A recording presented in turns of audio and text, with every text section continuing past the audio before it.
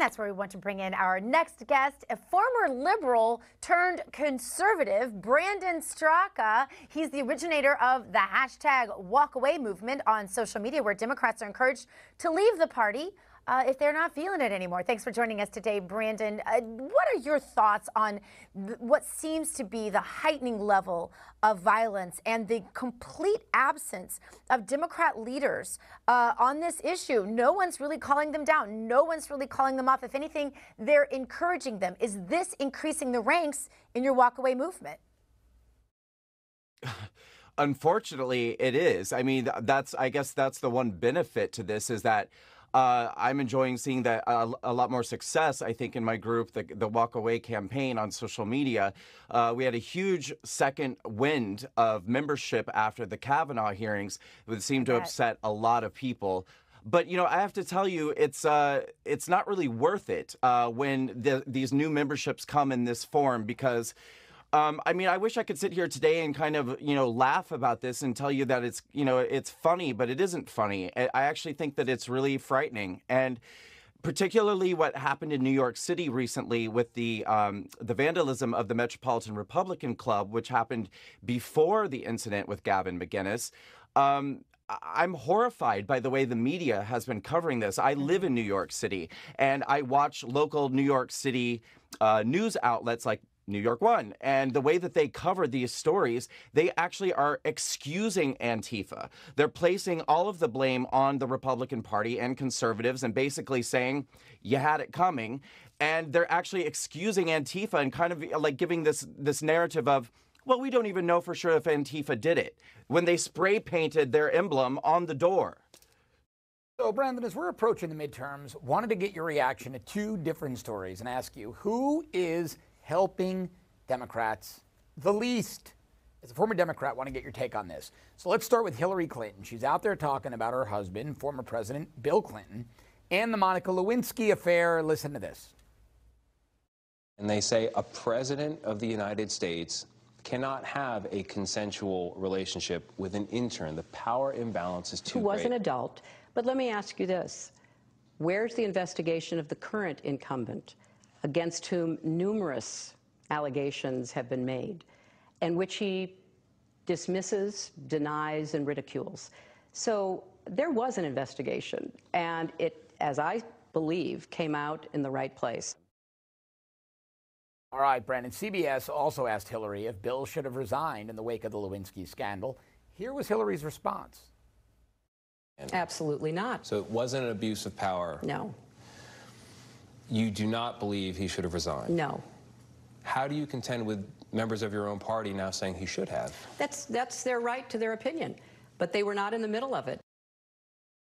And then we have Elizabeth Warren with her DNA test. October surprise, just 3 weeks out from the midterms. The Boston Globe, Brandon, had to issue 2 corrections after getting the DNA test had apparently used DNA from Mexico, Peru, and Colombia, not even American Indian DNA. So the Cherokee Nation now disavowing Senator Warren. Maybe they're part of your new walkaway movement. I don't know. And the Secretary of State issued a long statement.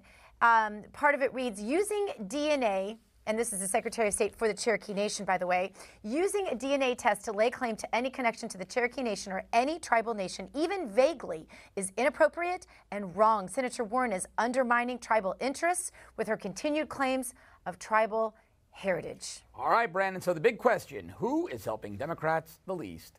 Or better yet, which of those women is helping Republicans more? Is it Hillary Clinton or Senator Elizabeth Warren? I hate that I have to choose. I feel like I'm in Sophie's Choice.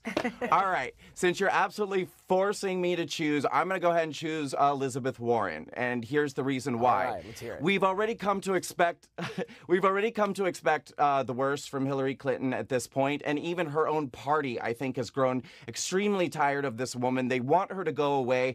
Every time she trots herself out, she opens her mouth, she says something, more and more people end up being humiliated and embarrassed, and the party has to do damage control. And the truth is, I think that everyone, hopefully, now believes that Hillary Clinton is a relic of the past. She's gone. But Elizabeth Warren is trying to present herself as the future face of the Democratic Party. We all know that she's going to be planning to run in 2020, and God, I hope she does. But I think that she is doing the most damage to the party because she's trying to present herself as the future of the party, and it just shows how bleak the future of the party actually is. All right, that's 1 and 1. So 1 and 1, because we had Patrice Lianwuka earlier said it was Hillary. So we were the game on. Brandon's going with Elizabeth Warren. Brandon, I want to give you a chance because I know I'm joining you. I'm very honored to join you on the 26th at your walkaway rally in Washington, D.C. I just wondered if you wanted to tell our audience about that. I definitely do. I'm so excited about it. So on October 26th through the 28th, that's just a week and a half away, we're having the March on Washington, the Walkaway March on Washington weekend. It kicks off with a gala dinner at Trump International Hotel on Friday night. And then the main event is Saturday, October 27th. That's just a week and a half away. We're doing the March and Rally at the National Mall here in Washington, D.C. I'm in D.C. right now. And then a closing brunch on Sunday at Trump International with Dinesh D'Souza speaking. People can go to walkawaymarch.com to get information. But I just want to make clear to people, this is very, very important going into the midterms.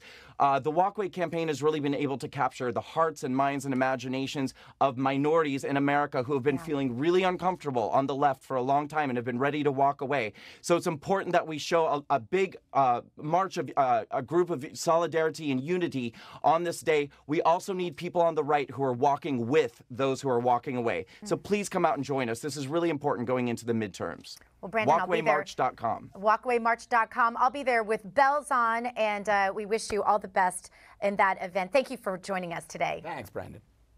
Thank you so much. Thanks for watching. If you'd like to see more live breaking news coverage, exclusive interviews, and videos from Newsmax TV, click subscribe on our YouTube channel, and don't forget to download the free Newsmax TV app for alerts. Newsmax TV, it's real news for real people.